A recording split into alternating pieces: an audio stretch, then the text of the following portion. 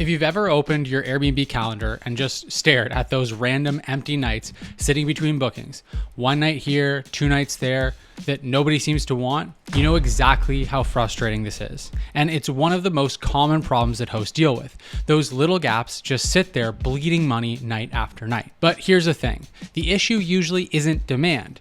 It's your settings, your strategy, and how you're positioning your listing. Most hosts are accidentally blocking these bookings without even realizing it. So today I'm giving you 7 quick, easy tactics to fill those empty nights. Most of these take under 5 minutes to implement, they work consistently, and there's no gimmicks or massive discounts involved, just smart hosting. And honestly, if you're already doing all 7 of these, drop a comment below and I'll give you a free month in B&B Tribe because you're ahead of 99% of hosts out there. All right, let's get right into it. Hi, I'm James Fedek, co-author of Airbnb for Dummies and one of the world's leading short-term rental educators. Over my 8 years of hosting through every market cycle, I've personally managed dozens of listings while earning a full-time income myself and traveling the world full-time. I've been featured in some of the world's biggest publications and helped thousands of hosts to level up their hosting. Through B&B Mastery, I've helped over 800 hosts to optimize their business, plus helped over 700 people launch successful co-hosting careers. I'm here to help you with your short-term rental. Number 1, fix your Orphan night settings.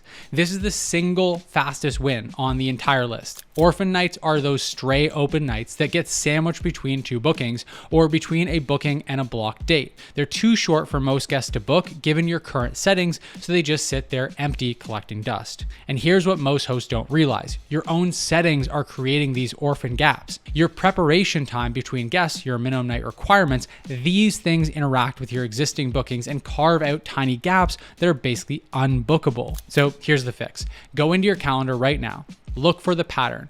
Where are these 1 and 2 night gaps showing up? Once you see them, you've got a couple options. You can adjust your minimum stay for those specific dates, manually overriding them down to 1 or 2 nights, or you can use Airbnb's Orphan night pricing, which some PMS tools also support, to automatically discount and open up those gap nights. This literally takes 2 minutes, and those nights were going to earn you $0 anyway. Your settings are probably creating Orphan nights without you knowing it. Fix the settings, the gaps fill themselves. All right, number 2, make strategic minimum night adjustments as your dates get closer. Here's the concept. Having a higher minimum stay, say 3 or 4 nights, makes total sense when those dates are far out and in high demand. You want the longer, higher value bookings. But as check-in gets closer, those unsold nights become perishable inventory. They're like a carton of milk approaching its expiration date. Every day that passes, they're worth less, and eventually they're worth nothing at all. So instead of keeping a flat minimum stay year round, create a tiered system. 4-night minimum when dates are 60 plus days out. Drop it down to 3 at 30 days, drop it down to 2 nights at 14 days. You can do this manually by adjusting your calendar every week or 2, or you can automate it through dynamic pricing tools and PMS platforms that support minimum stay rules. Your minimum night stay should be a sliding scale, not a fixed number. That flexibility closer to check-in is exactly how you capture last minute demand that you would otherwise pass by.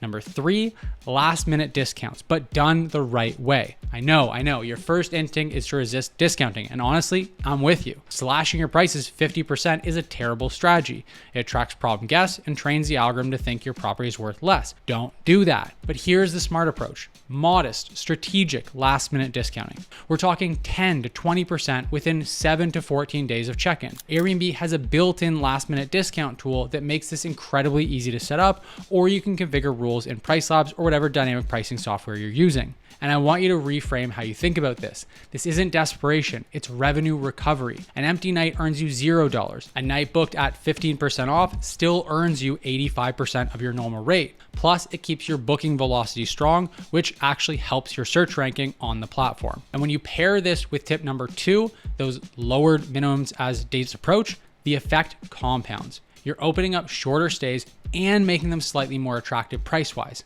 That combination is really powerful. Number 4, send special offers to past guests and people who've inquired. This is one of the most underused tactics in all of hosting, and it blows my mind how few people do it. You're sitting on a built-in warm audience. You've got previous guests who already loved your property, and you've got people who reached out, asked questions, maybe even started a booking but then never pulled the trigger. Reaching out to past guests with a targeted offer for your specific empty dates is incredibly high conversion. There's zero trust barrier. They already know the space, they know the neighborhood, they know what to expect. A quick message saying, hey, I've got a couple open nights for next month, wanted to offer you a little something before I open it up to everyone. That's personal, that's flattering, and it works. Same thing with people who inquired but didn't book. A special offer for your gap dates can reactivate that interest fast. And bonus, repeat guests tend to be better guests across the board. They know the rules, they know the whole process, they treat your space well. It's a win-win. Your past guests are your warmest leads.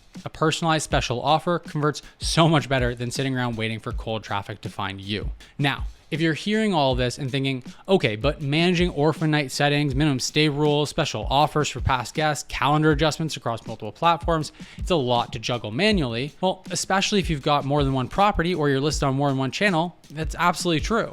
That's exactly why I use and recommend Hostaway. It centralizes everything, your calendar syncing across platforms, automated messaging, a unified inbox so you can actually manage that past guest outreach without losing your mind, and dynamic minimum stay rules that handle tip number 2 automatically.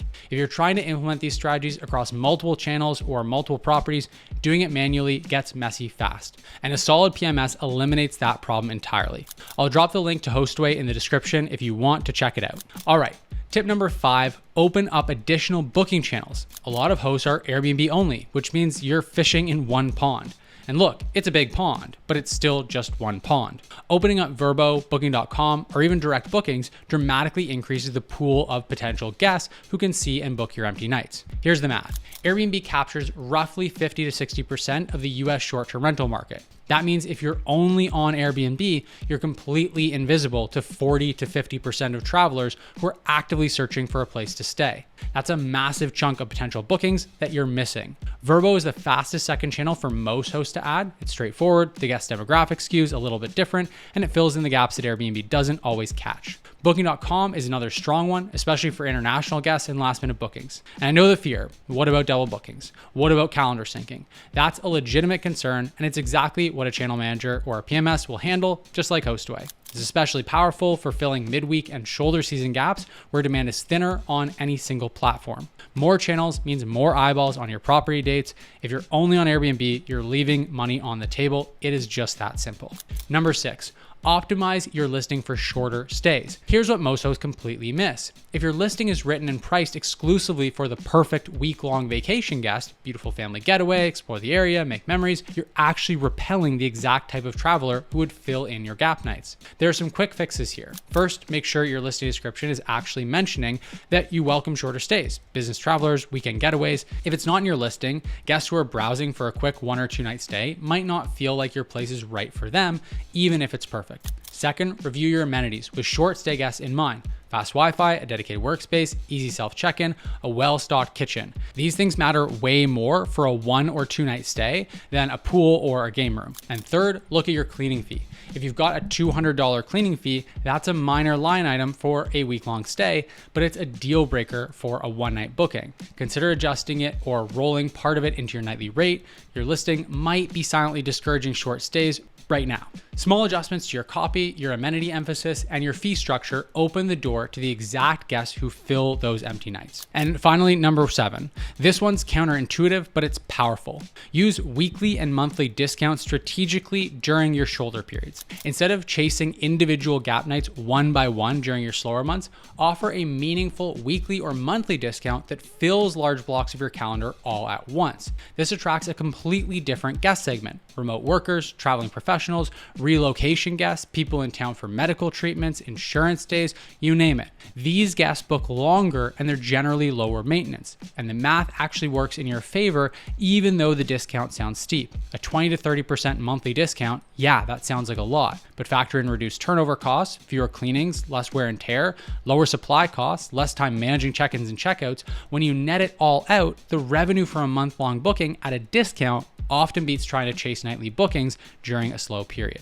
The setup is easy. Enable weekly and monthly discounts in your Airbnb pricing settings and update your listing copy to call out that you welcome longer stays. The timing tip here is to activate these more aggressively during your known shoulder seasons rather than running them all year round. Fill the slow months in big chunks, then go back to optimizing for nightly rates during your peak periods. Now, these 7 tips are quick wins and they work. But they work even better when they're part of a complete pricing and occupancy strategy rather than isolated fixes. Inside B&B Tribe, members get access to the advanced pricing strategies training and the Understanding Airbnb's algorithm module, which go deep on exactly how to build a dynamic occupancy system that keeps your calendar full year round, not just when you remember to tweak your settings. You also get tools like our ROI calculator, our profitability projection tool, so you can model exactly how these adjustments impact your bottom line before you make them. Andrew from New Zealand joined, implemented these kinds of strategies systematically, and hit 80% occupancy from day one. That's what happens when you go from scattered quick fixes to a real system. B&B Tribe's $49 a month. I'll drop a link in the description down below. Empty nights don't have to be inevitable. A few small tweaks and you'll be surprised how fast those gaps start filling in. I'll link the video right here on pricing strategy that pairs perfectly with everything we just covered, and I'll see you over in that one.